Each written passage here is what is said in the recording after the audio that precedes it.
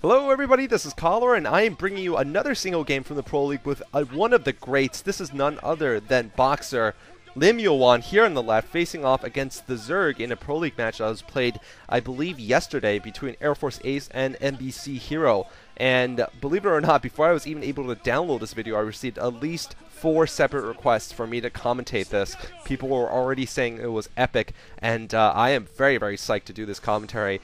This time it's going to be on Raid Assault, and in my last video, which was Myung versus Savior, I did say Raid Assault is very Zerg oriented and that I'd be expecting a lot of Zerg versus Zergs on it. However, I forgot to mention at that point, I actually forgot that in this half of the Shinhagen Pro League this year, for the first time, a team cannot field a player of the same race twice on the same map. So if they fielded a Zerg before, they have to switch races. And in this matchup, in the last matchup, of course, they put up the Zerg player Myung against CJ, and now they're putting up none other than the Terran Emperor Boxer here on this map. He is spawning at the 12 o'clock location in teal, of course, as the Terran player, and the Zerg for MBC is spawning at the 6 o'clock location. This is an interesting quarter screen view. I've never seen this before, actually. It's, I guess, dual first-person views of the two players as they're playing. Very interesting, actually. I haven't seen this before.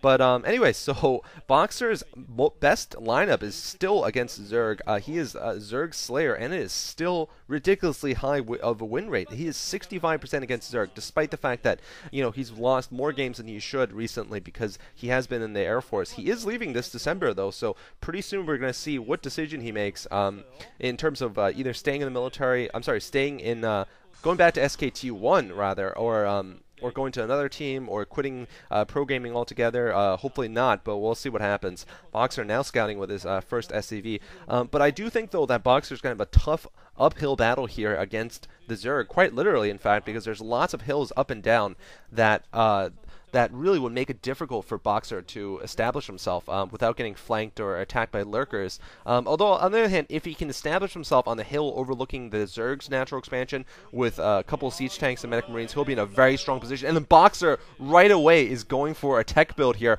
going for the early refinery here. The problem is that this is a two-player map, and the Zerg is going to spot this early gas. He's going to know that something is up, at least a factory build, if not a 2-port rates or something like that. So this is a definite gamble here from Boxer. He's going to have to basically pull this off while being completely scouted at the same time, without the element of surprise. Looks like the Zerg went for a standard 12 hatchery with spawning pool now, and he's going for gas, so he's going to be going for an early tech build also to counter Boxer's early tech. Now that he's spotted the early gas, he knows he probably shouldn't start off with a 3 hatchery build, because a 3 hatchery build would just leave him a little bit slower to deal with some kind of a vulture rush or something like that, or wraith rush. He wants to get that extra tech up, so he's getting that gas earlier on. Boxer, okay, he's already building a factory here in a proxy location, or actually a hidden location on the right side of the map. He's going to be able to take this. Those vultures are going to be able to run straight towards the Zerg's natural expansion from that location, and the Zerg has not spotted it yet. Of course, he's going to spot the absence of that factory, which is just as much information. So what I'm going to guess he's going to do is try to put a sunken colony up at his natural expansion. Now, I did say in my map preview for Raid Assault that your natural is very difficult to hold, and that is the reason why I said it's going to be Zerg biased. However, in this case, it's actually going to be Boxer biased, because Boxer's vulture is going to run straight from the natural. There's this big wide open space right into the main base, and he's going to need sunken colonies at both locations in order to defend himself, or hydralisks actually.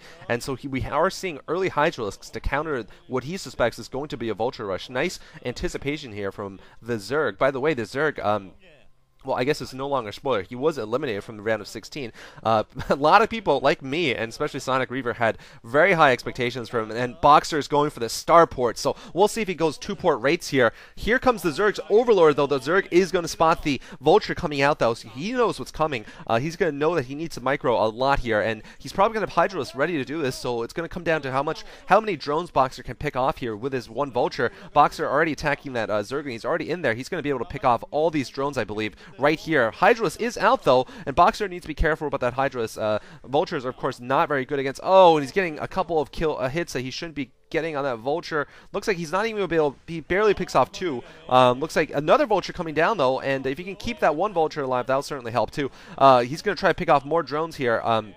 Looks like he's going to get 4 in total with these 2 vultures. Yeah, before being forced to run. Oh, that vulture goes down. I think the other vulture went down. So I don't know if that was enough damage there by Boxer. Now that the Zerg knows that Boxer's gone for a tech build, in fact, and he also knows that most likely this is a starport build here because he's seen the factory in a proxy location.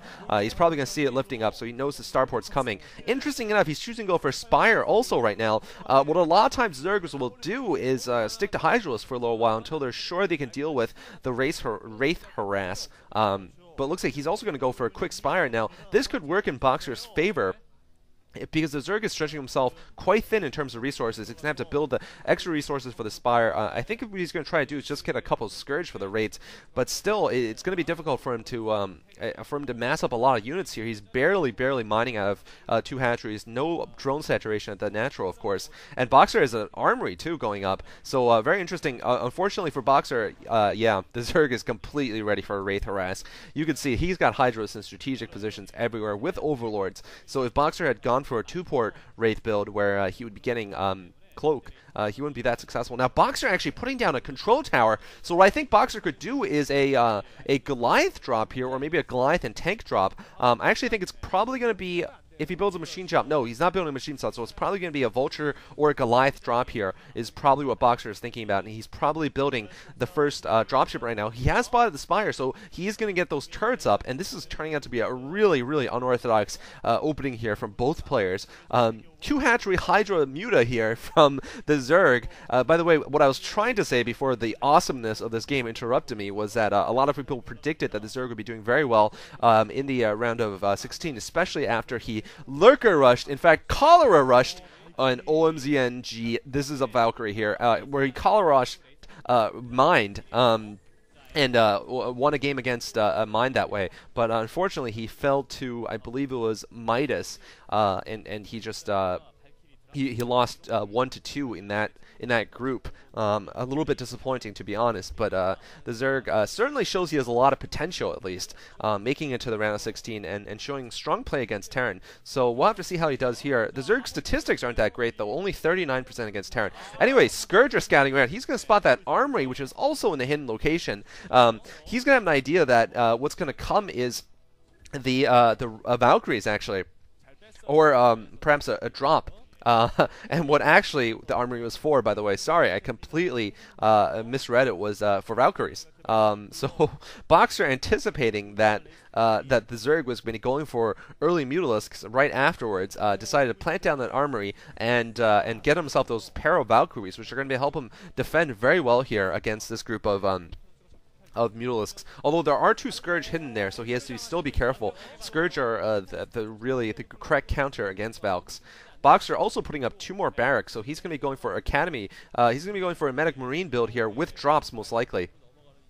And this is going to turn out to be really interesting here. We're going to see how the Zerg's going to be able to deal with this kind of build. Since Boxer has those Valkyries, the Zerg's Mutalisks are not going to be very effective against Medic Marine. And he's going to need to build probably Lurkers here, but he's very strained off of his current number of bases. He's building an Evolution Chamber and a 3rd hatchery here, but still just 2 bases versus Boxer's 1 base tech here. Of course, Boxer is not going to have a large army, given that he only has 1 base mining. His army is definitely going to have to be very cost-effective for him. He's also getting a science facility. This is an old school build here. This is really interesting. This reminds me of absolutely Boxer versus Yellow in 2001, the OSL Finals. That is in my playlist, by the way, Boxer versus Yellow.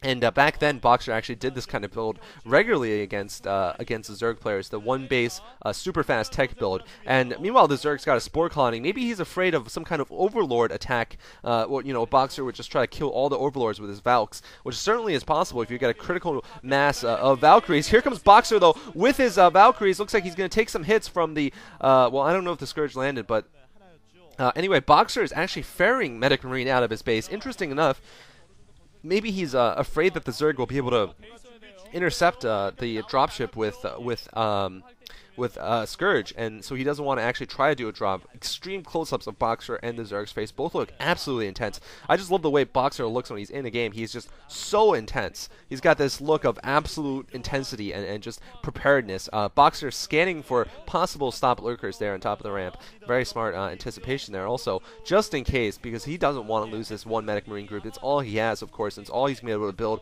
for a long time off of one base. Boxer does have that one tank, though. I'm not sure if it has siege mode coming up or not, and he has a science vessel, so he needs to keep this tiny force together. This really Boxer going for the low econ fast tech build. This Navy SEAL team, if I may say, or you know, a Marine brigade here. This little group of Marines and one tank and one science vessel. He's got a lot of tech, but he needs to be incredibly careful here because he only has a couple of units. He needs to make everyone count. The